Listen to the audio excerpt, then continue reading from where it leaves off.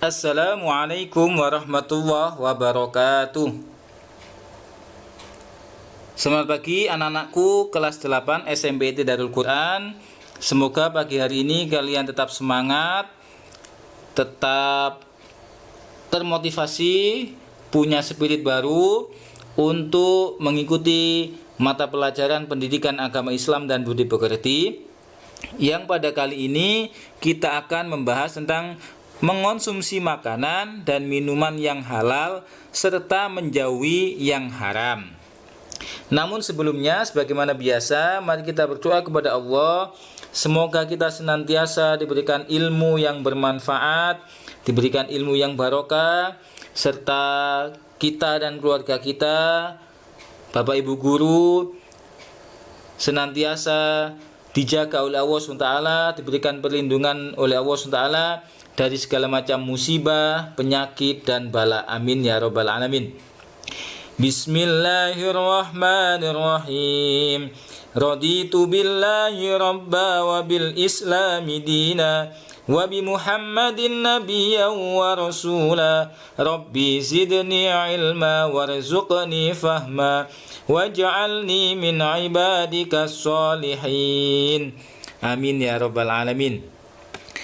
Nah, anak-anak, sebelum kita masuk pada materi, Pak Mutakin juga mengingatkan kepada kalian untuk senantiasa mematuhi protokol kesehatan dengan melaksanakan 5M, yakni memakai masker, mencuci tangan dengan sabun, menjaga jarak, kemudian menghindari kerumunan dan mengurangi mobilitas agar kita terhindar dari virus COVID-19.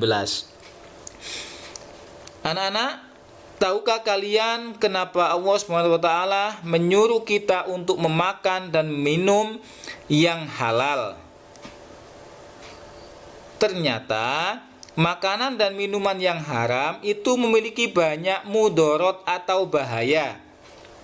Di antaranya merupakan sumber penyakit sehingga tubuh menjadi lemah. Lebih parah lagi, kita akan menjadi orang yang dibenci Allah Subhanahu wa taala dan Rasul-Nya.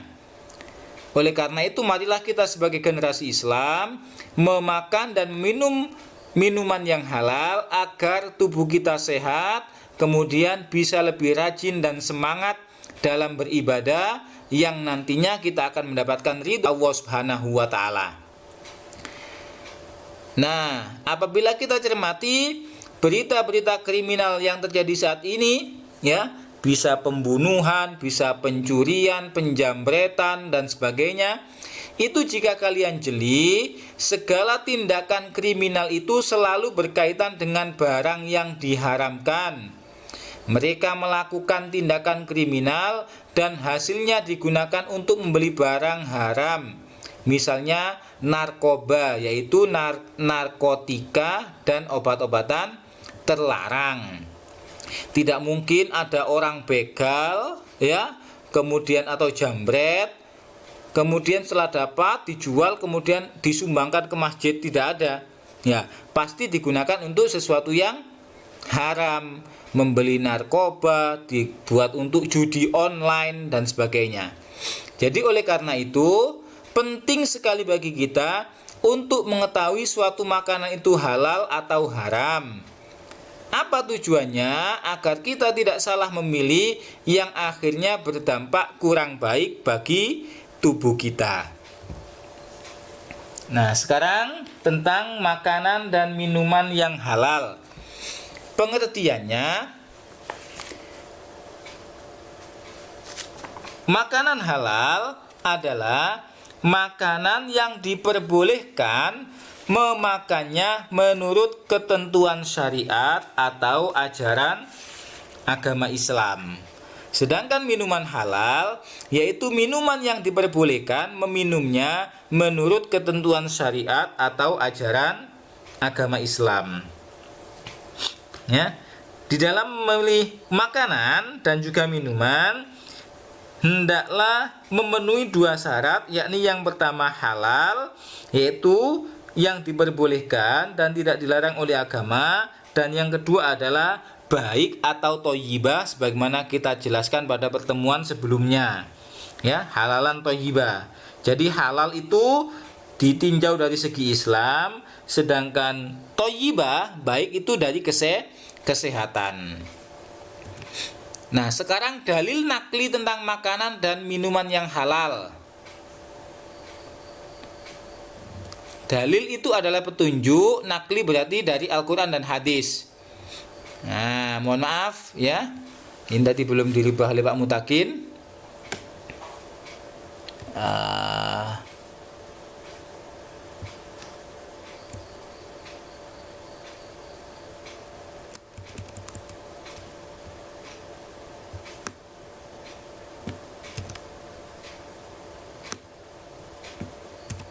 Yang pertama adalah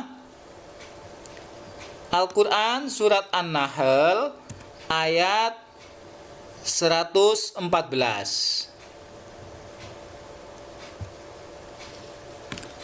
yang berbunyi, fakulu mimma razaqakumullahu halalan thayyiba washkuru ni'matallahi in kuntum iyyahu ta'budun. Seperti pertemuan sebelumnya, ya, nanti bisa kalian lihat di LKS atau di buku paket, yang artinya maka makanlah yang halal lagi baik dari rizki yang telah diberikan oleh Allah kepadamu, dan syukurilah nikmat Allah jika kamu hanya menyembah kepadanya. Yang kedua, surat Al-Maidah ayat 88, wa kulu mimma razaqakumullahu halalan thayyiba wattaqullahal antum bihi mu'minun. Yang ketiga, surat Al-Baqarah ayat 172, ya ayyuhallazina amanu kulu minat thayyibat kulu min thayyibati ma razaqnakum washkuru lillahi in kuntum iyyahu ta'budun. Dan yang keempat, hadis Rasulullah, innallaha thayyibun la yaqbalu illa thayyiban, rawahu Muslim, yang artinya sesungguhnya Allah itu baik dan dia hanya menerima hal-hal yang baik saja. Jadi itu adalah dalil tentang makanan dan minuman yang halal. Nah, sekarang yang ketiga, kriteria makanan dan minuman yang halal menurut ajaran Islam itu yang bagaimana? Kita ulas kembali. Yang pertama adalah halal dari segi wujudnya atau zatnya makanan itu sendiri, bahwa bahan atau benda yang dijadikan makanan itu memang tidak dilarang oleh hukum syara atau hukum Islam. Contohnya apa? Tepung terigu itu adalah zatnya halal, wujudnya halal, bendanya halal. Lah nanti kalau diolah menjadi martabak, menjadi terang bulan, menjadi cilok, ya, berarti menjadi makanan yang halal selama tidak dicampur dengan sesuatu yang haram. Nah, bagaimana kriteria makanan yang halal dari segi wujudnya? Yang pertama yaitu tidak termasuk makanan yang diharamkan oleh Allah. Yang kedua, bukan terdiri atau mengandung bagian atau benda dari binatang yang dilarang oleh ajaran Islam untuk memakannya atau yang tidak disembelih menurut ajaran Islam. Ya, jadi tepung terigu mungkin dicampur dengan apa biasanya? Formalin, ya, atau dicampur dengan borak pengawet. Nah, itu menjadi haram. Kenapa? Membahayakan. Biar ciloknya atau pentolnya awet dicampur obat untuk pengawet mayat. Nah, itu sangat berbahaya, tidak boleh, ya. Atau dicampur dengan daging, ya, pentolnya itu tadi, terigunya dibuat cilok campur dengan daging, tapi dagingnya adalah daging ayam yang mati kemarin atau tiren, maka menjadi haram. Yang ketiga atau yang C, tidak mengandung sesuatu yang dihukumi sebagai najis menurut ajaran Islam. Najis adalah sesuatu yang kotor menurut ajaran Islam, termasuk akibat sentuhannya. Berarti termasuk makanan najis adalah yang berupa atau mengandung satu, bangkai hewan darat yang berdarah atau bagian dari tubuh hewan yang dipotong saat hewan hidup, ya, kecuali manusia. Maksudnya bangkai manusia suci tapi tidak boleh dimakan. Yang kedua, darah, ya, tidak boleh. Yang ketiga, babi, anjing dan keturunannya. Yang keempat, arak dan sejenisnya yang memabukkan, baik sedikit atau banyak. Makanya sudah sampaikan pertemuan sebelumnya, untuk masak bebek, ya, itu biar empuk dagingnya, ada yang dikasih arak atau minuman keras, dikasih rum atau wine. Nah, maka itu hukumnya menjadi haram. Kemudian yang kelima, nanah. Yang keenam, sesuatu yang keluar dari kubul dan dubur, yaitu kotoran manusia dari lubang depan dan belakang. Tidak boleh dicampur buat makanan, ya. Kemudian yang keempat atau yang D, tidak mengandung bahan penolong atau bahan adiktif atau bahan tambahan yang diharamkan menurut ajaran Islam. Nah, seperti tadi, ditambahi pengawet makanan, boraks, ya, formalin, apalagi. Nah, itu tidak boleh. Kenapa? Ya, merusak sel-sel tubuh manusia nantinya. Dampaknya sangat luar biasa. Pewarna makanan, pewarna pakaian, ya, sering kita temui kan. Jadi ketika di sebuah televisi tentang investigasi, zaman sekarang itu bikin makanan dicampur dengan pewarna pakaian, ya. Bagaimana nanti lambung kita, ya, lama-kelamaan. Kemudian yang kelima, makanan yang disebut halal oleh Allah dan Rasul-Nya. Dan yang keenam, makanan yang tidak kotor dan menjijikkan. Sebagaimana firman Allah, wa yuhillu lahumut thayyibati wa yuharrimu 'alaihimul khaba'is. Yang artinya, dan Allah menghalalkan segala yang baik bagi mereka, dan Allah mengharamkan segala yang buruk bagi mereka. Jadi sesuatu yang dihalalkan, sesuatu yang diperintahkan, itu pasti hal-hal yang baik dan membawa manfaat. Dan sesuatu yang diharamkan, itu pasti makanan yang mendatangkan mudarat atau bahaya. Ya. Jadi yang ke-9, ke-5, 6, 7, makanan yang tidak mendatangkan mudarat atau bahaya, tidak merusak akal, serta tidak merusak moral dan akidah. Sebagaimana firman Allah surat Al-Baqarah, ya ayyuhan nasu kulu mimma fil ardi halalan thayyiba wa la tattabi'u khutuwati syaiton innahu lakum aduwwum mubin. Wahai manusia, makanlah dari apa yang ada di bumi, sesuatu yang halal lagi baik. Dan jangan kamu mengikuti langkah-langkah setan, karena setan adalah musuh yang nyata bagi kalian. Surat Al-Baqarah ayat 168. Itu tadi adalah kriteria makanan dan minuman yang halal dari segi wujudnya atau zat makanan itu sendiri. Yang kedua, halal dari segi cara mendapatkannya. Suatu makanan itu dikatakan halal dari segi cara mendapatkannya jika ia diperoleh dengan cara yang halal, yaitu suatu bahan makanan atau makanan yang asalnya halal, tetapi cara mendapatkannya tidak sesuai dengan hukum syara, maka menjadi haram. Contohnya apa? Bahan makanan yang diperoleh dari hasil mencuri, menipu, dan sebagainya. Jadi menjadi haram. Karena makanan itu diperoleh dari perbuatan maksiat, menjadikan makanan yang dari segi zatnya halal menjadi haram. Ya, tapi tidak kelihatan. Kalian tahu enggak, ayam kalau sudah disembelih, sudah digoreng, ya, ada 2 ayam, yang satu ayam beli dengan uang hasil kerja, yang kedua dengan beli hasil curian, kan tidak kelihatan. Nah, makanya harus berhati-hati. Yang ketiga, halal dari segi proses pengolahannya. Artinya selain sesuatu yang halal itu harus diperoleh dengan cara yang halal juga, cara atau proses pengolahannya juga harus benar. Hewan seperti kambing, ayam, sapi jika disembelih dengan cara yang tidak sesuai dengan hukum Islam, maka dagingnya menjadi haram. Kemudian dalam proses menyimpan, menghidangkan, tidak bersentuhan atau berdekatan dengan makanan yang tidak memenuhi persyaratan halal atau benda yang dihukumi sebagai najis menurut ajaran Islam. Jadi prosesnya dari bahan-bahan yang halal, tidak dicampur bahan-bahan yang haram.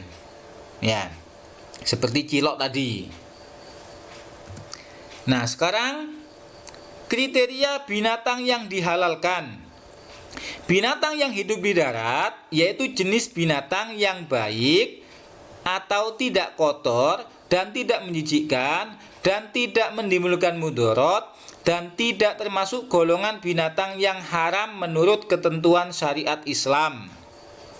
Jadi apa saja binatang yang dihalalkan oleh Allah yang hidup di darat, yaitu bisa berupa binatang ternak seperti kerbau, sapi, kambing, ayam, itik, atau binatang yang biasa hidup di hutan seperti kijang, menjangan, dan burung yang tidak berkuku tajam atau jenis unggas, ya, tidak termasuk jenis pemangsa hewan. Nanti dijelaskan pada makanan-makanan yang haram apa saja dari hewan-hewan yang diharamkan. Nah, sebagaimana firman Allah di dalam surat Al-Maidah ayat 1, A'udzubillahi minasyaitonirrajim. Ya ayyuhalladzina amanu aufu bil 'uqud. Uhillat lakum bahimatul an'ami illa ma yutla 'alaikum ghairu muhillis shaidi wa antum hurum. Innallaha yahkumu ma yurid.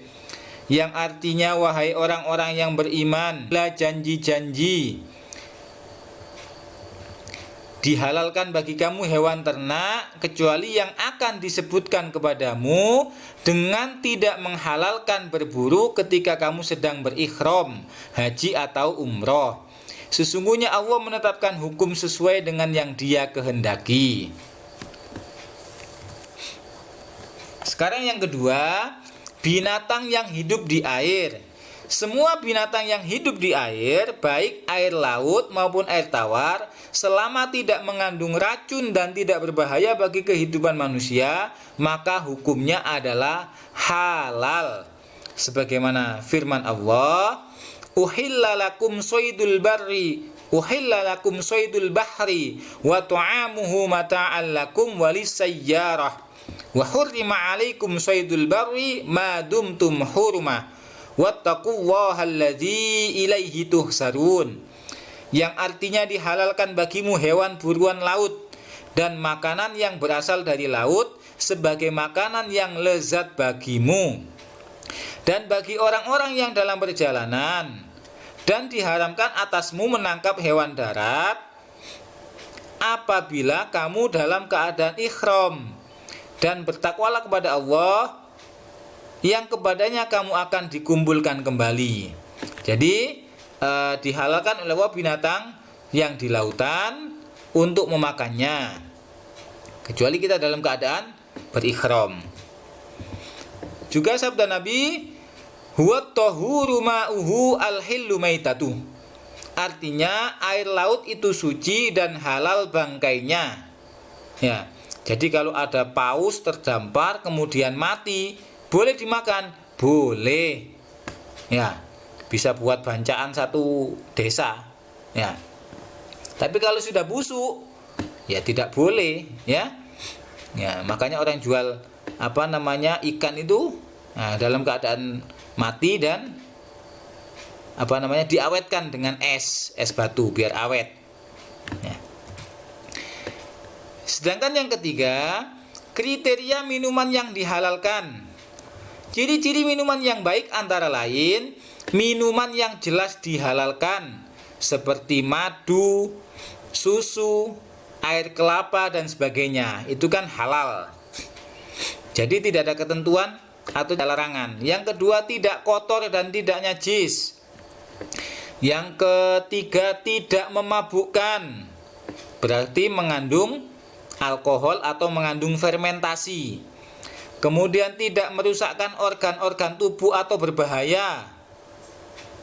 Apa yang berbahaya? Minum spiritus, minum apa lagi? Ya, minuman keras, khamr kan juga berbahaya bagi tubuh. Tidak menjijikkan dan tidak menimbulkan penyakit, tidak tercemar barang yang haram, mengandung manfaat bagi kesehatan tubuh dan diperoleh dengan cara yang halal. Ya, makanya dulu kalian kalau lihat ada acara TV namanya Fear Factor, ya, disuruh memakan kecoa, disuruh memakan keju yang sudah basi, nah yang sudah ada ulatnya.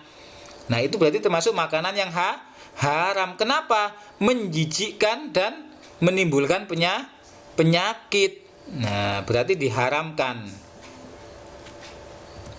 Nah, anak-anak, itu tadi adalah materi kita tentang makanan dan minuman yang halal. Sampai ketemu minggu depan pada submateri tentang makanan dan minuman yang haram. Mari kita berdoa kepada Allah, semoga diberikan ilmu yang bermanfaat. Apabila ada yang perlu ditanyakan, silakan ditanyakan. Bismillahirrahmanirrahim. Allahumma inni astaudiuka ma 'allamtanihi fardudhu ilayya inda hajati wa la tansanihi ya rabbal alamin. Kita akhiri dengan doa kafaratul majelis. Subhanakallahumma wa bihamdika asyhadu an la ilaha illa anta astaghfiruka wa atubu ilaik. Wallahul muwaffiq ila aqwamit thoriq. Wassalamualaikum warahmatullahi wabarakatuh.